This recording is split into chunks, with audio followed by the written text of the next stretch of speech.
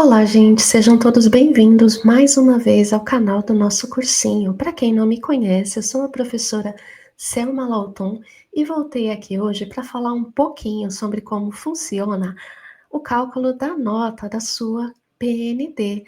Gente, para quem não sabe, a nota da PND, ela é calculada de uma forma diferente. Ela não se baseia só em número de acertos, não vai ser lá a quantidade de questões que você acertou e uma transformação simples em porcentagem. Não, não é assim que a nota da PND ela é calculada. Gente, ela usa o mesmo sistema de avaliação que o Enem usa. Então, essas duas provas têm isso em comum. Gente, vocês sabem que tanto a PND quanto o Enem são provas de alcance nacional. Então, ela recebe milhares e milhares de inscrições e até mais. No caso da PND, nessa primeira versão que a gente teve mais de 1 milhão de inscritos. Então, imagina, gente, para se calcular desempate numa prova deste porte. Então, nessas duas provas, o cálculo ele é diferente. Então, ele não vai se limitar ao número de acertos que você teve. Então, se você acertou, por exemplo, 32 questões, a sua nota não vai ser 32, a sua nota não vai ser, sei lá, 52%. Não é assim. É um pouco mais complexo, tá? Então, gente, essas duas provas, tanto a PND quanto o Enem utiliza um algoritmo para calcular a sua nota final. E esse algoritmo matemático, ele tem nome. É o famoso sistema TRI. O que significa TRI? É a teoria de resposta ao item. Então, gente, esse tipo de algoritmo, ele privilegia, ao invés de apenas número de acertos, ele privilegia habilidades. Ele visa detectar, calcular em que nível de proficiência que os candidatos eles se encontram. Então é bastante comum nesse tipo de prova vocês encontrarem escalas, por exemplo, abaixo de 300, de 400 a 500, de 500 a 600, 600 a 700, acima de 700.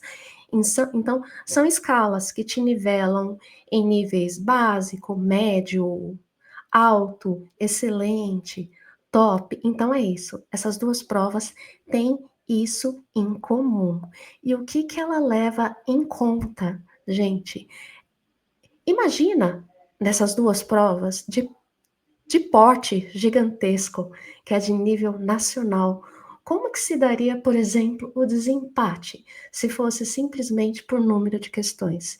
Imaginem 30, sei lá, a milhares e milhares de pessoas empatadas, com 32 acertos. Então, seria muito mais complexo. Então, eles usam esse algoritmo para avaliar de forma mais efetiva as habilidades e até facilitar aí no desempate das pessoas. Então, ela leva em conta algumas variáveis.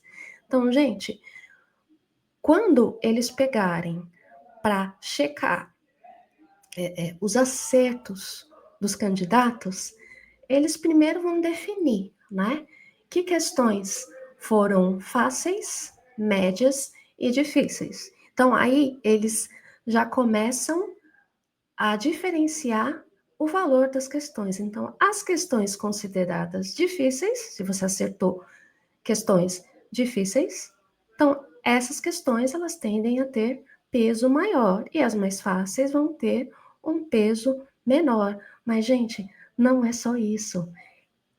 Essas duas provas, porque são calculadas por esse sistema, por este algoritmo, ela leva em conta uma coisa que se chama também de coerência de acertos. Então, por exemplo, duas pessoas acertaram a mesma quantidade de questões. Sei lá, duas acertaram 62 questões na PND. Só que a nota dessas pessoas dificilmente vai ser igual, porque o sistema ele vai verificar a proporção de acertos que essa pessoa teve em questões fáceis, médias e difíceis. E uma outra coisa que ela leva em conta também, gente, é coerência. O que seria isso que eu acabei não explicando? Ela dá mais valor a quem, por exemplo, acerta fáceis, médias e difíceis, né? Agora imagina duas pessoas que tiveram a mesma quantidade de acertos, mas uma delas acertou as básicas e um pouquinho das médias e um pouquinho das difíceis, e a outra só acertou questão difícil e média, e errou todas as fáceis. Tiveram o mesmo número de acertos. Então, aqui, o sistema entende que essa pessoa que acertou as difíceis, ela acertou por chute, porque não tem lógica. Se ela tem habilidades de responder as questões difíceis, ela deveria ter obrigação de acertar as mais fáceis. Então, essa pessoa, ela pode ter a sua nota diminuída por conta disso, porque a outra teve uma coerência maior, ela acertou as mais fáceis, né? Então, ela tem habilidades coerentes e acertou algumas médias e algumas difíceis. Tá ok aqui. E não teve condições de acertar todas as difíceis, mas a outra sim. Então, vocês entendem? Esse tipo de algoritmo, ele privilegia habilidades. Então, ele facilita também nos desempates e tenta também verificar essa tal de coerência de aprendizagem e coerência de resposta ao item. Por isso que o nome é teoria de resposta ao item. Então não estranhem se você acertou o mesmo número de questões que o seu colega e você teve uma nota diferente por conta disso. A não ser que vocês tenham acertado exatamente as mesmas questões, que tiveram exatamente o mesmo peso. Né? Então é isso, gente. Espero que vocês tenham compreendido um pouquinho. Então, não é um bicho de 7 cabeças. É isso, gente. Até a próxima e boa sorte aí nos estudos de vocês.